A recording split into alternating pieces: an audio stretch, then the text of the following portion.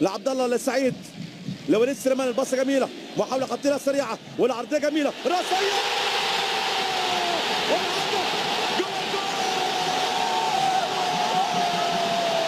الله اكبر الله اكبر الله اكبر، جول جول.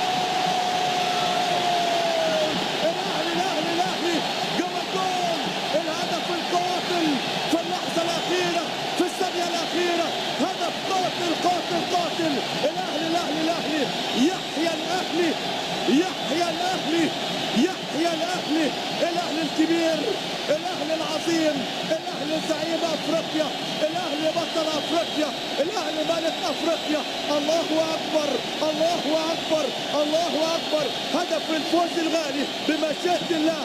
تسلم لي رجليك وايديك وعينيك يا ابو البنات، يا ابو تماره ويا ابو سليم، يا عماد يا متعب، يا عماد يا بولم، عماد يحيى عماد، يخلينا لعماد، ربنا يخليك لينا يا عماد متعب الهداف القناص جلاد الحراس، موجود قدام في خط هجوم النادي الاهلي، وعلى طول يظهر في الكادر ويظهر في الثانيه ويظهر في اللحظه المناسبه عشان يسجل هدف قاتل، هدف الفوز باللقب الغالي، البطوله رقم 20 باذن الله القاريه في تاريخ النادي الاهلي، والبطوله رقم 130 في تاريخ القلعه الحمراء. الاهلي كيان، الاهلي كيان، الاهلي رمز، الاهلي عزيمه، الاهلي اصرار، الاهلي دايما بيلعب حتى الثانيه الاخيره من نهايه المباراه.